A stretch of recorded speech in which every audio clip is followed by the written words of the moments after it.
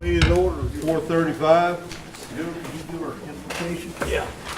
Most gracious Heavenly Father, we just thank you for the opportunity to take care of the business of our tribe. We just thank you for your mercy. We thank you for your grace. We thank you for the rain we received over the weekend, and be with us as we take care of the business of our tribe. In Jesus' name we pray. Amen. Amen. Thank you.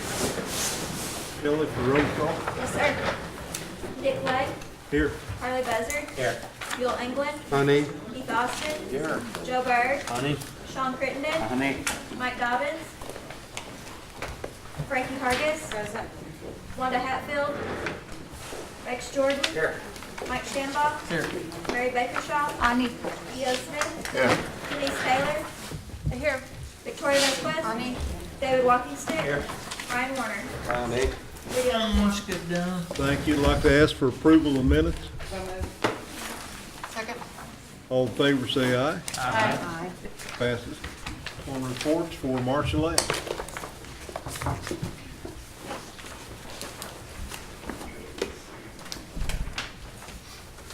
Good afternoon, Council. Afternoon. You have my report. Is there any questions I can answer about that? I could, Harley Buzzard. more so on the veterans, that's, when they make those arrangements to go to DC, they were awful early this year. But next year we could make them, That's not my decision anymore. You're gonna have to check with Barbara for me. oh, okay. So she's handling, or we'll be handling. Yes. So I don't know if it's a complaint, but they just said, well, it's awful early for us to get up and Yeah. complain that early stuff. Are you making are you doing the veterans report anymore, or is that more? It's been turned over to her. Okay. Thanks, sir. You're welcome. Any other questions? Marcia, I'm looking for a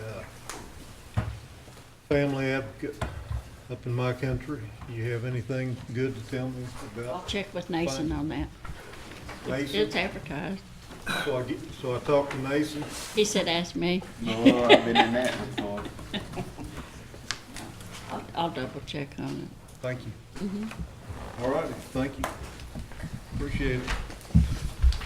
Community services, who's gonna do that? Michael?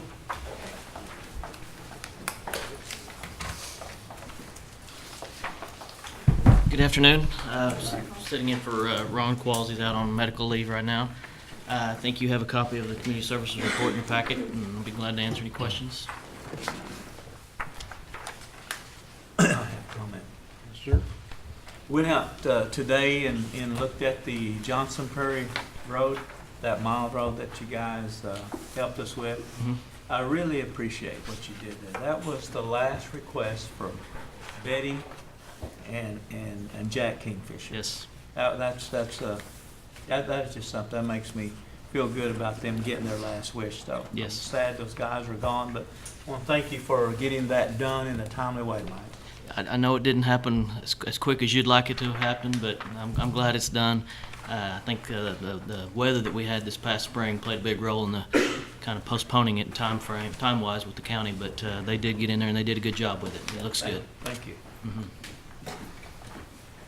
Would you like to keep going on roads, Michael, since you're sitting there? If it's your pleasure, I'd be glad to. Go ahead. Just real quick, I want to kind of go through some of the projects that we've got.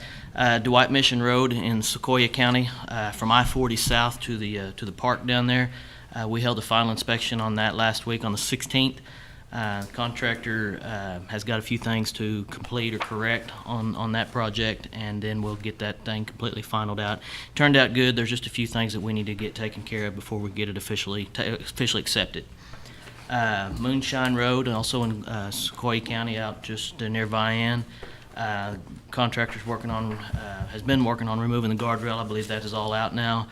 There were some bridges that we had to add some new, what we call parapet walls or concrete walls to the bridges. Some bridges down there, those are completed.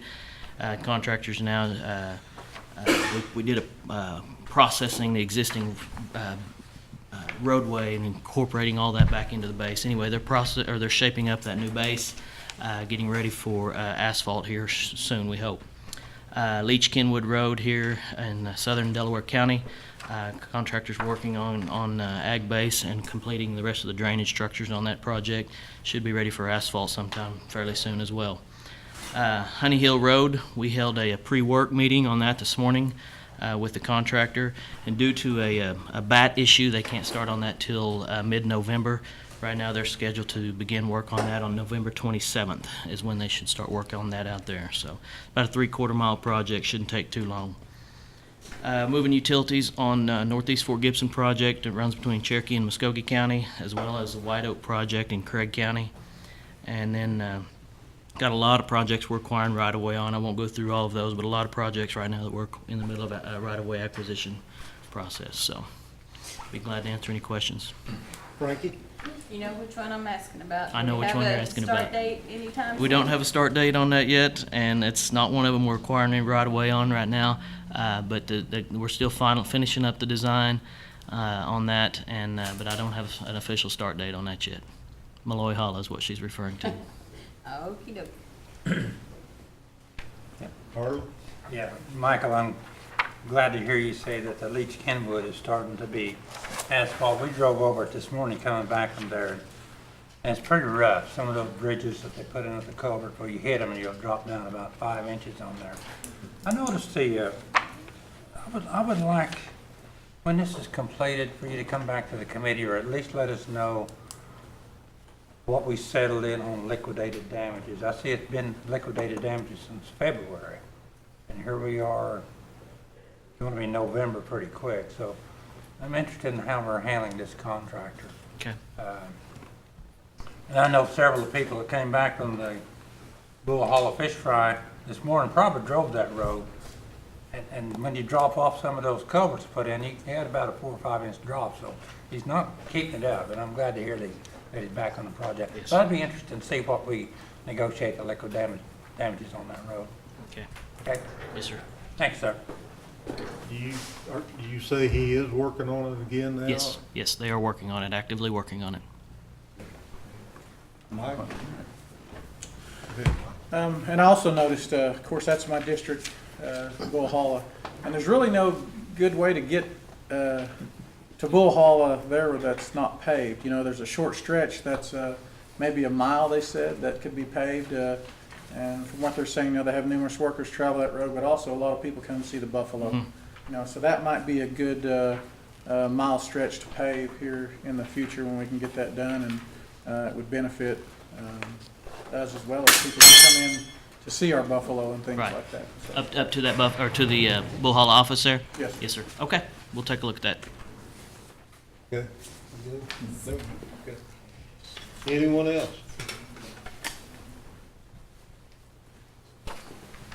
Thank you, Michael. Very good. What, just a second. Okay.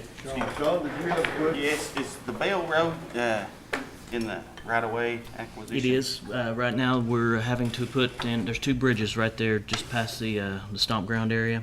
We're putting 2 new drainage structures in there. We're having to acquire right-of-way. I think there's about 3 or 4 parcels in there that we're having to acquire. But yes, it is in the right-of-way stage. Thank you, sir. You're welcome. Thank you. All right, thank you all. Gary Cooper.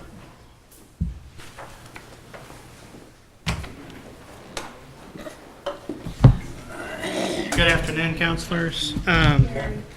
There is one thing I want to be sure to mention. I know that I bring it up with you all every year, just kind of give you an update on things like on a national scale. Nahasta reauthorization, we always talk about it. You've heard me talk about it probably since the last authorization ran out, which was back in 2013.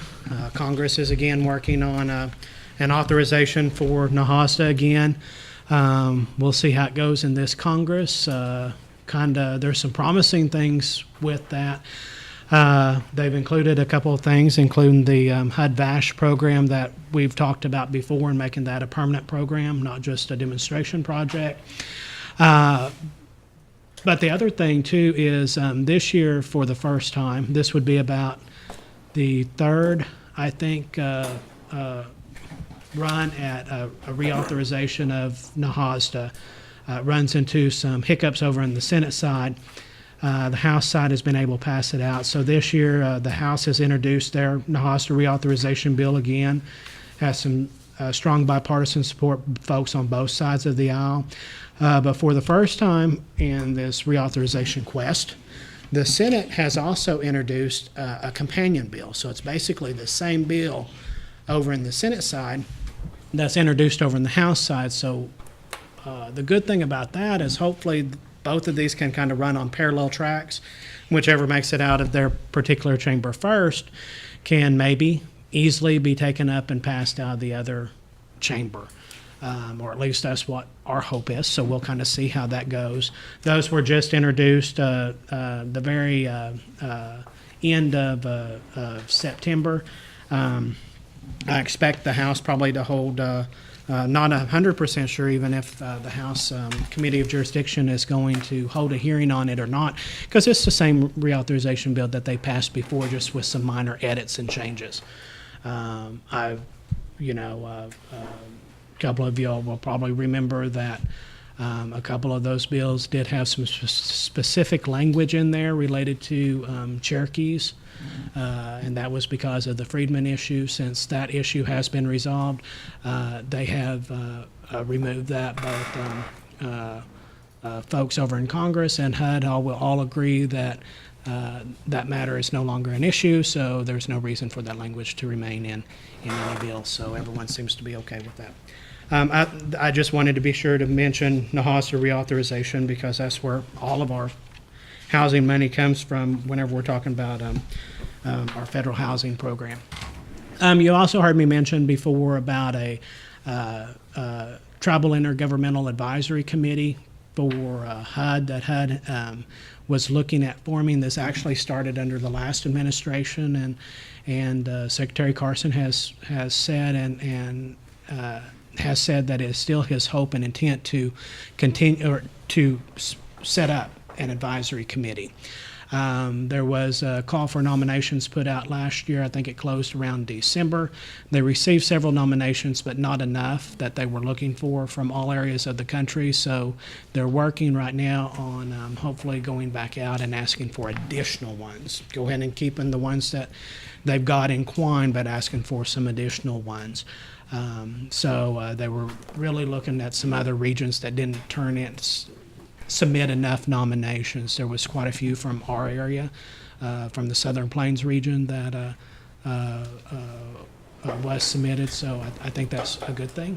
But they are looking for kind of a good cross-section, representatives of small, medium, and large-sized tribes, and everywhere in between, all across and all across all regions of HUD. So we'll kind of see how that goes, and as we find out more, I'll keep you all updated. Those were the main things I wanted to mention, some just general updates that I had that weren't in the report. Other than that, I think that's really all I've got. I will tell you, the HUD VASH program seems to be, it is still moving right on along. We're working with, as of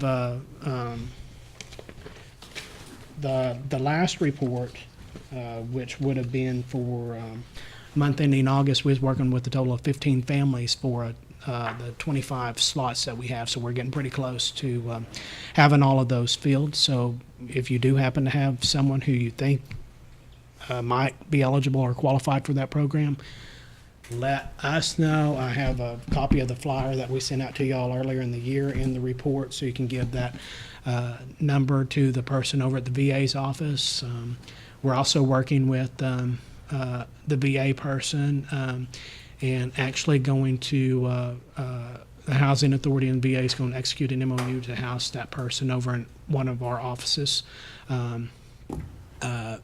for a little bit, whether it's a day a week or something. So seems to be going good, so we'll continue on and hopefully get all of those slots filled up, and we can go after some more if the need arises. Other than that, that's all I've got. If you have any questions, I'll be happy to try to answer those. Victoria? Yes, I have a couple. Yes, ma'am. Regarding the HUD VASH. Yes. Let's say a homeless veteran in the Veneta area Mhm. needed housing. Where would we put them? Um, I mean, you give them a voucher, but what does that do? we actually both us and the VA caseworker will work with them to find them a place to go. So there's a lot of properties that we can try to get them into, privately owned units. Okay. It's like a Section 8 voucher where we will find them a place and pay for their rent at that location. And then one of the things that we get in return for that is an admin fee for administering that program. And my second question has to do with Buffington Heights. Do we have a maintenance person yet? We did. We had one that left. We have one, I think that we just finished hiring one. We're in the process of hiring one. I don't remember if they've actually formally. We don't have one today. I mean, what do you do if there's a maintenance issue?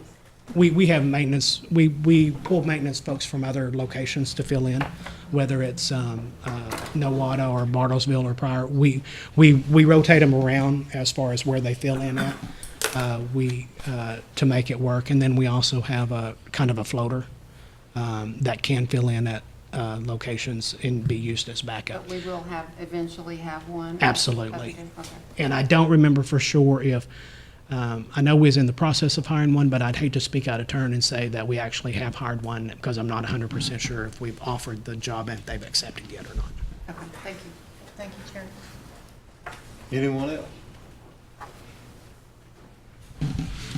Thank you, Gary. Thank you all. Gary.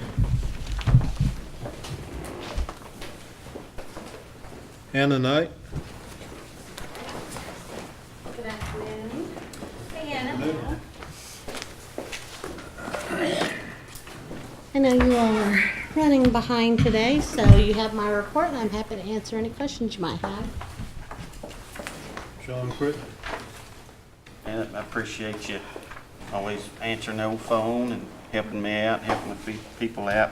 We've discussed this. I want to get what these guys think about what you and I talked about.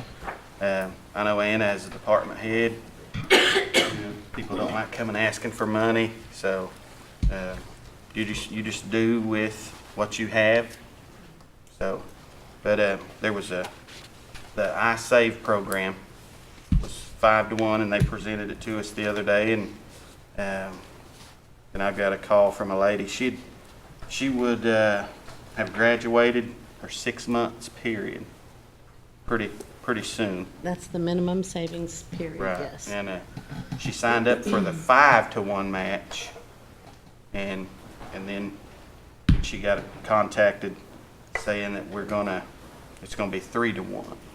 So, and like I said, Ann, I know you're doing everything you can with the money you have, but I think she gave me a number since I asked about the people that got caught in the middle, what they signed up for.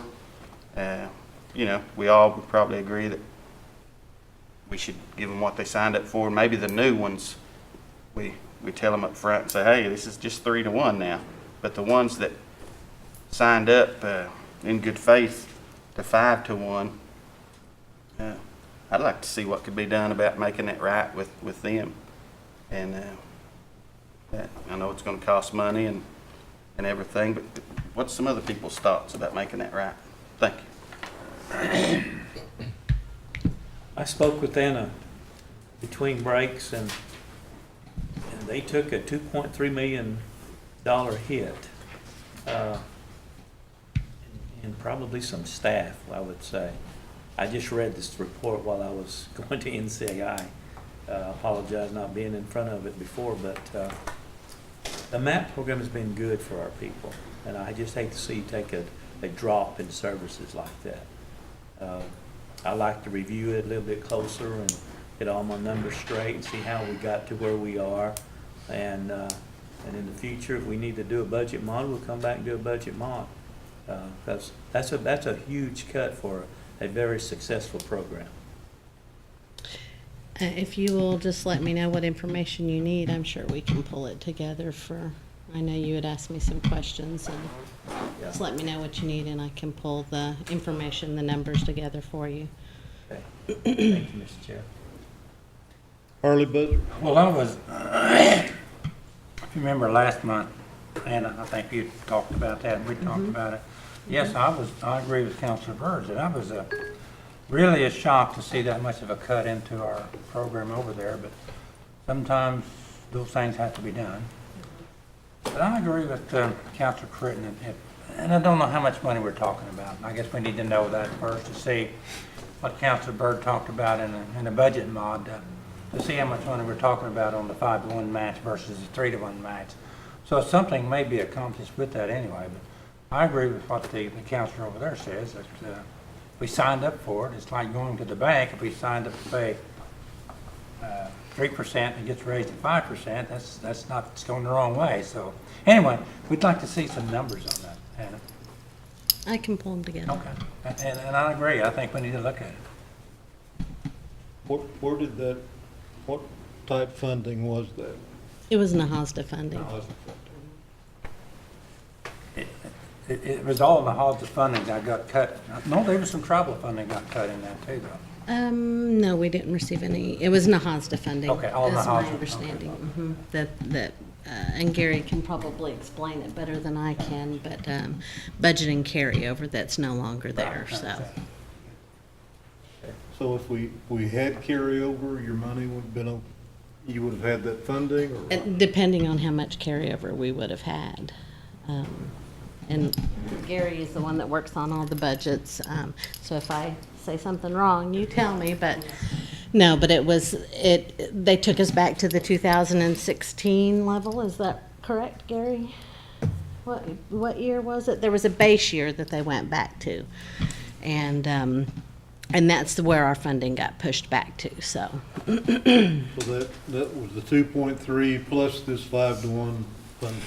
No, it was included in that. We reduced the match rate on iSafe from 5-to-1 to 3-to-1, and then we reduced the MAP down payment from base. We tiered it, which is probably what we should have done in the beginning, but we tiered it based on income level. So the lower income families will still get 20, middle income for NAHASDA income will get 15, and the higher rates will, which was about a 50,000 for a family of 4, would get 10.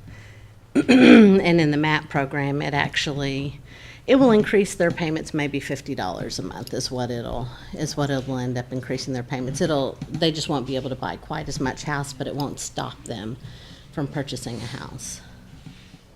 And so the HOSDA carryover or not having that is what caused this reduction? That's my understanding, yes.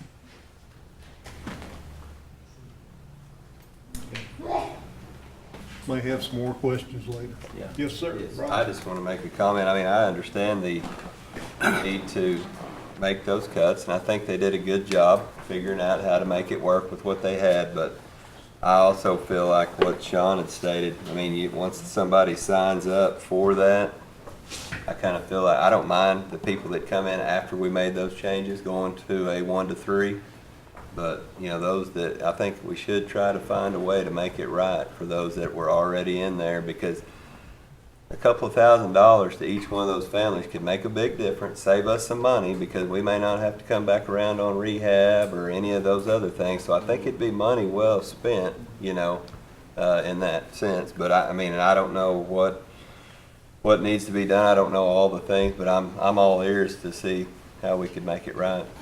So, All of the iSave clients are rehab clients. They're doing home improvement. They're increasing the Right. value of their home. Right. Do you have any kind of an estimate what that extra Um, funding would be needed? I'd hate to throw a number off the top of my head. I'd have to go back and, if you would have asked me last month, when I explained it, I probably had it in my head, but now it's gone. I'd have to go back and look at the numbers. Okay, thank you. Anyone else? One more. I had a question about the grant up there at the industrial park in Jay, and Yes. they put like nine lights. Is that the reason we did 9 and not all of it, because that's what the total amount of grant money? It was the amount of grant money, and we put in a certain number of new lights. We put in lights on top of poles that didn't have lights Okay. as well. So I think I think it affected maybe a total of 13 different lights, and it was what. So there just wasn't enough money to go all the way around the industrial park, is what? And no, it was based off of what the city of Jay and their industrial park told us they wanted at the time that we wrote the grant. Because what, I don't know if you've been up there, but what happened, they put the lights, and I guess I should have been watching closer. They put the lights where we already have good light from the clinic and the bank. If we'd have been thinking of the city of Jay, we should have put them more around to the backside, but it's done, so. I could put And we put them right where they Where they were. said. We just Okay. wrote the grant for them. Yeah. That's fine. Thanks, sir. Thank you, Anna. Thank you. Thank you, Baker. Good afternoon, early evening, I guess. You have my report. There is one amendment on page 4, including the cover. The average time to respond, it's the last sentence, is actually 57 days, not 77. When I inquired to my staff as to how they were figuring the average, they were taking their longest and their quickest or shortest and averaging that, and I had them actually average every piece of mail. We have a new database, and it's easy just to put a query into the computer system, and each worker averages around 200 to 300 pieces of mail a month. And so that was a lot better of an average, and so it is 57 days that it takes us to respond on average of those 6 workers. So that is one amendment I'd like to make, and other than that, if there are any questions, I'd be glad to answer them. Any questions? Yes, sir. You say, is this like adoption month or child welfare month or something? Well, we're doing the chosen one. Is that what you're talking about? I don't know, our pastor preached a sermon Sunday, and actually when our pastor, it was one of your employees, Mr. Bozell, which did a really great job on educating our church and our people on the radio about the statistics and the importance of fostering and adopting and things you can do if you didn't want to adopt or foster. But I heard another message about fostering as well, so I've been hearing a lot this month, so I don't know if it was some kind of awareness month or... Sure, no, just a lot of people have just been really recruiting because the amount of foster homes are so low. So just new initiatives we've been doing. The Chosen one was one.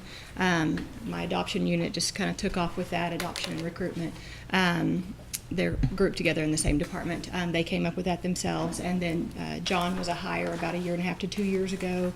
Again, looking into a faith-based initiative. Maybe we can get out into churches and see if there's foster homes there. What we found out is that because child welfare is such a confidential topic that we don't share openly with people the types of work that we do every day, so not as many people will know the need for foster homes. So we have tried to go at it a different route, which is go into those churches, providing the statistics, and we're not providing confidential information, just knowledge. And awareness, education, and knowledge is helping us grow the amount of homes that we have. Sure. But you said kids don't succeed in group homes. I'm sorry? You said that kids don't really succeed in group homes. I have said that in the past. It's probably something that somebody could debate all day long. On one hand, you can say that a shelter is beneficial because you've got group parents there and kids go there and they're in groups of 5 or 6. But you also can find research and data that says children do better in a home type setting with a foster mom and a foster dad, and they're treated just like the other children in the home. So that's a huge debate. Tulsa has closed all of their shelters. They have come to the realization they don't believe that shelters are good for children. But again, I can see on both sides of the fence. So it's something that we could probably debate all day So long. where is our kids at if they're not in a group setting? Where are the kids located? Like where are they at? Sure. If you're talking about strictly our tribal children, which on average we have around 80 children in custody at any time, they are all in tribal foster homes that are certified by the Cherokee Nation. So I can proudly say that all of our tribal children are in tribal certified foster homes that is run completely by Indian Child Welfare, and the court handles our cases through tribal court. The state does not touch our homes nor work those homes. Now, when you start to branch out and say Cherokee County, versus the 14 county jurisdiction versus the state of Oklahoma versus nationwide. Nationwide, most of our children are in non-ICWA homes. Now come back into Oklahoma, 70% of our children are in non-ICWA homes. Come on into our 14 counties and the statistics get better in the sense that we have more certified tribal Cherokee homes within our own jurisdiction. And that's just goes to say that we have a higher population the closer we get into Tahlequah of Cherokee citizens that do have tribal homes. So again, I'm not sure the answer that you're wanting, and I can, if you want to lead me that direction, I can give you more details, but that's in a nutshell how it works. Okay, all right, thank you. Thank you, Chair. You bet. Anyone else? Thank you. Thank you. Have a good evening. Old business, David. Visited with Treasurer Horn about an hour ago, and she said that she had came to she had received a call from Walmart that they could not assist us. I asked her to forward me the email. So at this time, I'm going to rescind this discussion for now and bring it up at another time, because I am adamant that it is a problem in our districts, that stages and everywhere. We do need to have an option B. I don't know what that is. Council be thinking about that as you guys are, when it comes closer to time or whenever, and let's come to a solution on this. You want to withdraw it, then you can bring it back? I think that'd be good. Yeah. That way you can bring it back at when you get enough data. Yeah, when I get enough people to the table, we can put it back on the table. I'd like to withdraw it. Thank you. On new business, Chief, could you read that one? Yeah, here's a resolution adopting U.S. Highway 75, W090290 road intersection as a priority project for tribal transportation program safety funding. Put that form of motion. Second. Where's this road at? 75. Like going towards Bartlesville? Yes, sir. It's in Washington County. I guess I may be wrong on that. Is it North Tulsa County or Southern Washington County? It's Highway 75. I know where it's at. I'm just not sure what county it's in, but it is. It's in Oshaleta, US 75, as you turn west on 2900 Road there towards the new health clinic there at Oshaleta. Okay. And we've been working with ODOT for a long time on that. It's a dangerous intersection. There's a lot of rear-end accidents, vehicular type accidents. I don't believe there's been any fatalities there, but it has been a lot of vehicular accidents, and but they're looking at adding doing J-turns there, kind of like they've done here if you're headed west towards Muskogee. There's another J-turn up there near Ramona, but that's what they're looking at there at that intersection to try to alleviate some of the turning movement issues that they've had. So what we're doing here is this is a special set aside of tribal transportation program funds. It's a safety set aside. It's competitive. We have to apply for it. ODOT has been working on the design of that area, of that intersection, with some hopes of some tribal participation. We've been in contact for a number of months there with Councilor Lay on possible tribal contributions. If we apply for these dollars and succeed, that obviously would end up being the tribal contribution to the project. So anyway, be glad to answer your questions. Thank you, Mike. Does this need to go? Thank you, Speaker. Does this need to go over tonight for you guys? Please, Okay. yes, please. Thank you. That would help. Okay. Keith? Is this the exit where the Walmart's is, or the one next past I that? think there'd be one or two past that. Okay. Yes. It's one north of that. Okay. Well, I didn't know if we were paying for all the damage those trucks do. No, it isn't that big of a favor, but if it's people going to the clinic, now I'm all for that. Yes. Any other questions? All in favor, say aye. Aye. All opposed? Ayes have it. Any announcements? Oh, that needs to go. Motion to adjourn. Second. All in favor? We adjourn.